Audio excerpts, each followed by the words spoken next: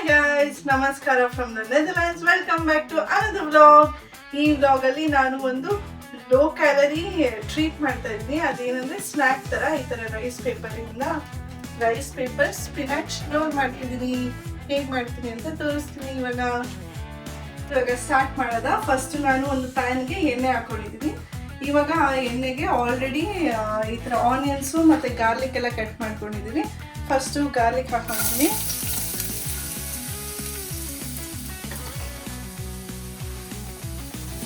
ಒಂದು ಜಸ್ಟ್ ಜೆಂಟಲಾಗಿ ಈ ಥರ ಸ್ಟೇರ್ ಮಾಡಿಬಿಡ್ತೀನಿ.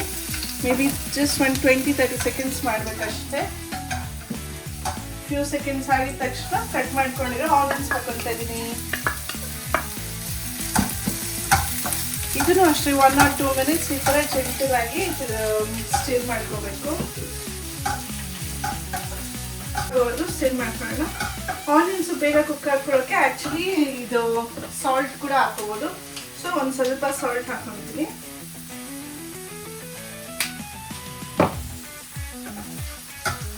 ಇವಾಗ ಜಸ್ಟ್ ಫಾರ್ 2 minutes.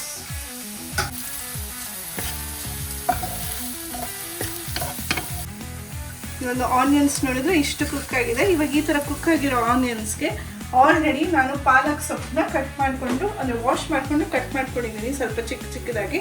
ಇದನ್ನ ಈ ಆನಿಯನ್ಸ್ ಇರುತ್ತಲ್ಲ ಆ ಪ್ಯಾನ್ಗೆ ಹಾಕೊತಾ ಇದ್ದೀನಿ.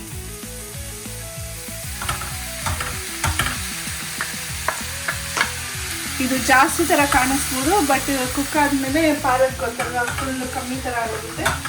ಸೊ ಸದ್ಯಕ್ಕೆ ಜಾಸ್ತಿ ಥರ ಕಾಣಿಸ್ತಿದೆ.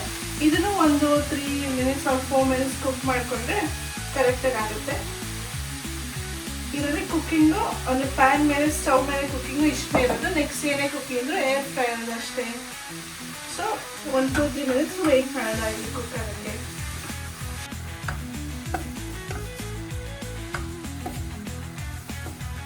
ಪಾಲಕ್ ಮಿಕ್ಸರ್ ಏನಿರುತ್ತಲ್ಲ ಅದು ಕುಕ್ ಆಗಿದೆ. ಅದು ಕುಕ್ ಆದಾಗ ಹೀಗೆ ಕಾಣಿಸುತ್ತೆ.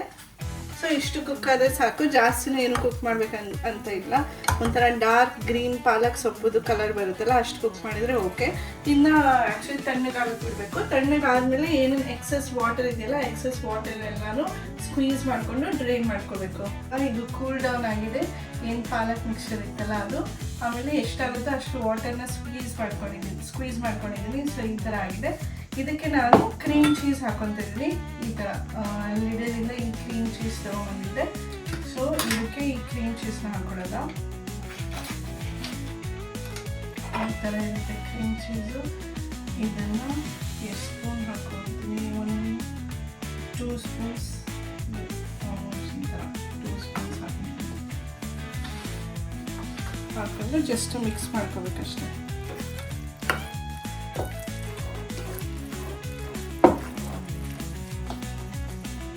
ಸೊ ಇವಾಗ ನೋಡಿದ್ರೆ ಮಿಕ್ಸ್ ಮಾಡಿದಾಗ ಈ ಥರ ಆಗಿದೆ ಮಿಕ್ಸರು. ಹಾಗೆ ಒಂದು ಸ್ವಲ್ಪ ಟೇಸ್ಟ್ ಮಾಡಿ ನೋಡಬೇಕು. ಏನಾದರೂ ಉಪ್ಪು ಕಮ್ಮಿ ಅಂತ ಅನಿಸಿದ್ರೆ ಸ್ವಲ್ಪ ಉಪ್ಪು ಕೂಡ ಹಾಕೋಬೋದು. ಸೊ ಈಗ ಉಪ್ಪು ಹಾಕ್ಕೊಂಡು ಮಿಕ್ಸ್ ಮಾಡ್ಕೊತಿದ್ದೀನಿ. ಈ ರೈಸ್ ಪೇಪರ್ ಏನಿರುತ್ತಲ್ಲ ಆ ರೈಸ್ ಪೇಪರ್ನ ಎಗ್ 2 ಮೊಟ್ಟೆ ತೊಗೊಂಡಿದ್ದೀನಿ. ಈ ಥರ 2 ಮೊಟ್ಟೆ ತೊಗೊಂಡು ಮೊಟ್ಟೆ ಹೊಡ್ಕೊಂಡು ಬೀಟ್ ಮಾಡಿಕೊಂಡೆ.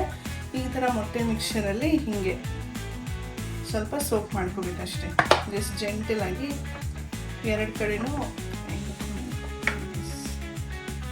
ಜೆಂಟಲಾಗಿ ಈ ಥರ 2 ಕಡೆನೂ ಸೋಪ್ ಮಾಡಿಕೊಂಡು ಏನಾದರೂ ಎಕ್ಸೆಸ್ ಇದ್ದರೆ ಸ್ವಲ್ಪ ಈಗ ಅಲ್ಲಾಡಿಸಿದ್ರೆ ಹೋಗುತ್ತೆ.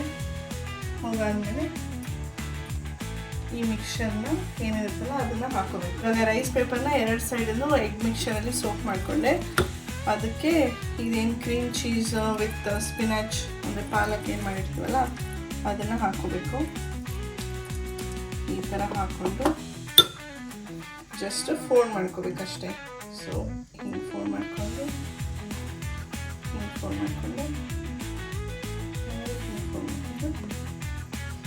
ಜಸ್ಟ್ ನಿಮ್ಮ ಇಷ್ಟ ಏನು ಬೇಕಾಗಿ ಫೋಲ್ಡ್ ಮಾಡ್ಕೊಂಡು ನಾನು ಈ ಥರ ಫೋಲ್ಡ್ ಮಾಡಿಕೊಂಡೆ.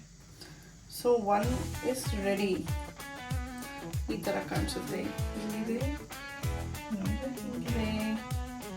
ಇವಾಗ 2 ಮಾಡ್ಕೊಂಡಿದ್ದೀನಿ. 2 ಮಾಡಿಕೊಂಡು ಈ ಥರ ಬೇಕಿಂಗ್ ಪೇಪರ್ ಮೇಲೆ ಹಾಕ್ಕೊಂಡು ಒಂದು ಸ್ವಲ್ಪ ಆಯಿಲ್ ಸ್ಪ್ರೇ ಮಾಡ್ಕೊತೀನಿ. ಇವಾಗ ಇದನ್ನ ಜಸ್ಟ್ ಏರ್ ಫ್ರೈನ ಇಡಬೇಕು ಅಷ್ಟೇ. ಇವಾಗ ಇದನ್ನ ಏರ್ ಫ್ರೈ ಮಾಡ್ಕೊತೀನಿ.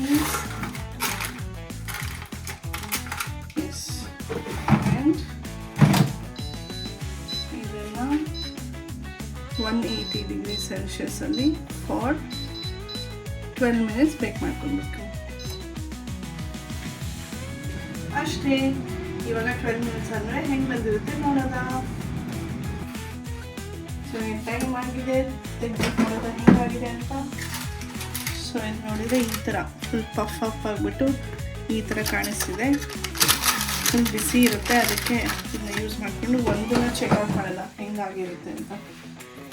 ಸೊ ಬಿಸಿಲು ಹಾಕ್ಕೊಂಡೆ ಇದನ್ನ ಇವಾಗ ಕಟ್ ಮಾಡ್ತೀನಿ. ಫುಲ್ ಬಿಸಿ ಕಟ್ ಆಗ್ತಾಯಿದೆ, ಜ್ಯೂಸಿಯಾಗಿ ಕಾಣಿಸ್ತಾಯಿದೆ. ಸೊ ಇದು ನೋಡಿದರೆ ಹಿಂಗೆ ಕುಕ್ ಆಗಿದೆ, ಕ್ರಿಸ್ಪಿಯಾಗಂತೂ ಇದೆ. ಐ ಥಿಂಕ್ ಒಂದು ಸ್ವಲ್ಪ ತಣ್ಣಗಾಗಕ್ಬಿಟ್ರೆ ಇನ್ನೂ ಕ್ರಿಸ್ಪಿ ಥರ ಇರುತ್ತೆ. ಬಟ್ ಇದು ನೋಡೋಕ್ಕೆ ಹಿಂಗಿದೆ. ಸೊ ನಾವು ಮಾಡಿದ್ದು ಹೀಗೆ ಬಂದಿದೆ. ಇದನ್ನ ಟೇಸ್ಟ್ ಮಾಡ್ಬಿಟ್ಟು ನೋಡೋದು ಹೇಗಿದೆ ಅಂತ.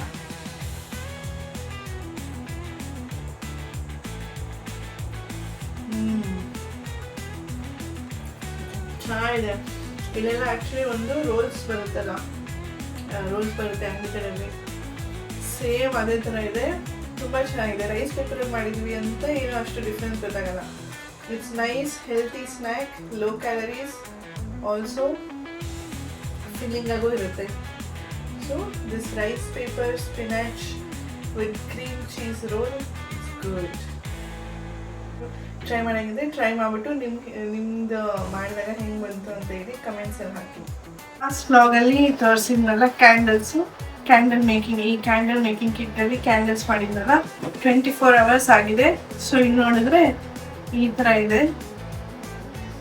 ಇವಾಗ ಇದನ್ನ ತೆಗೆದ್ಬಿಟ್ಟು ನೋಡೋಣ ಹೆಂಗೆ ಬಂದಿದೆ ಕ್ಯಾಂಡಲ್ಸ್ ಅಂತ. ಫಸ್ಟು ಇದನ್ನ ತೆಗಿಯೋಕ್ಕಾಗುತ್ತಾ? ಈ ಸ್ಟಿಕ್ನಲ್ಲಿ ತೆಗೆದ್ರೆ ನೆಕ್ಸ್ಟ್ ಈ ಮೋಲ್ಡ್ನ ಜಸ್ಟ್ ಹಿಂಗೆ ತೆಗಿಬೇಕಷ್ಟೇ. ಹಿಂಗೇನಿಲ್ಲ, ಈಸಿಯಾಗೆ ಬರ್ತಾ ಇದೆ, ಜಾಸ್ತಿ ಏನು ಸ್ಟ್ರಗಲ್ ಥರ ಇಲ್ಲ.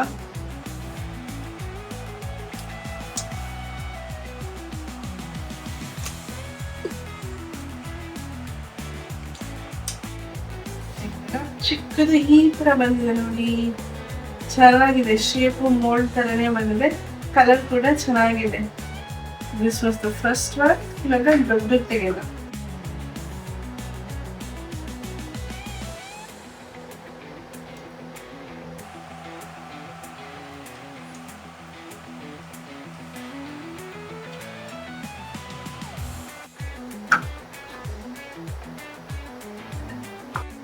ದೊಡ್ಡದು ಈ ಥರ ಬಂದಿದೆ. ಎರಡು ಸೇಮ್ ಕಲರಲ್ಲಿ ಮಾಡಿದ್ದೆ, ಸೇಮ್ ಡೈನಾಗಿ ಹಾಕಿದ್ದೆ. ಕೆಳಗಡೆನೂ ಹಿಂಗಿದೆ, ಸೈಡಲ್ಲೆಲ್ಲ ಹಿಂಗಿದೆ, ಮೇಲೂ ಹಿಂಗಿದೆ. ಸೊ ಚಿಕ್ಕದು ದೊಡ್ಡದು ಇದೆರಡು ಈ ಥರ ಬಂದಿದೆ. ಒಂದೇ ಕಲರಲ್ಲಿ ಮಾಡಿದ್ದೆ. ಈ ಬಾಕ್ಸಲ್ಲಿ ನೋಡಿದ್ರೆ ಇಲ್ಲಿ ಹಿಂದೆ ಇದೆಲ್ಲ ಆ ಕಲರ್ ಹಾಕಿದ್ದೆ. ಆ್ಯಕ್ಚುಲಿ ಇನ್ನೂ ಸ್ವಲ್ಪ ವ್ಯಾಕ್ಸ್ ಮಿಕ್ಕಿದೆ, ಅದನ್ನ ಈ ಚಿಕ್ಕದಲ್ಲಿ ಹಾಕ್ಬಿಟ್ಟು ಈ ಕಲರ್ ಡೈ ಹಾಕ್ಬಿಟ್ಟು ನಾವು ಮಾಡ್ತೀನಿ. ಅದನ್ನ ಆಮೇಲೆ ಮಾಡ್ತೀನಿ. ಮಾಡಿಬಿಟ್ಟು ಏನು ಔಟ್ಕಮ್ ಬರುತ್ತಲ್ಲ ಅದನ್ನ ಯಾವಾಗಾದ್ರೂ ನೆಕ್ಸ್ಟ್ ಬ್ಲಾಗ್ಸಲ್ಲಿ ತೋರಿಸ್ತೀನಿ. ಬಟ್ ಆ್ಯಕ್ಚುಲಿ ಚೆನ್ನಾಗೇ ಬಂದಿದೆ, ಈಸಿಯಾಗೂ ಇತ್ತು, ಚೆನ್ನಾಗೂ ಇದೆ. ಪ್ಲಸ್ ಏನಂದರೆ ಆಸ್ಥೆಟಿಕ್ಕಾಗೂ ಕಾಣಿಸುತ್ತೆ. ಏನಾದರೂ ಇಟ್ಬಿಟ್ಟು ಇನ್ನು ಬರ್ನ್ ಮಾಡಿದಾಗ ಹೆಂಗಿರುತ್ತೆ ಅಂತ ನೋಡಬೇಕು. ಸ್ಮೆಲ್ ಏನಾದರೂ ಇದೆಯಾ? ಸ್ಮೆಲ್ಲೆಲ್ಲ ಏನೂ ಇಲ್ಲ, ಫ್ರೇಗ್ರೆನ್ಸ್ ಏನೂ ಇಲ್ಲ, ಜಸ್ಟ್ ಕ್ಯಾಂಡಲ್ಸ್ ಅಷ್ಟೇ ಇರೋದು. ಸೊ ಒಂಥರ ಈಸ್ಥೆಟಿಕ್ಕಾಗಿ ಕಾಣಿಸುತ್ತೆ, ಚೆನ್ನಾಗಿದೆ ನೋಡೋಕ್ಕೆ. ಮತ್ತು ಇದೊಂದು DIY ನೈಸ್ ಆಕ್ಟಿವಿಟಿ ಥರ, ಜಸ್ಟ್ ಫಾರ್ ಟೈಮ್ ಪಾಸ್.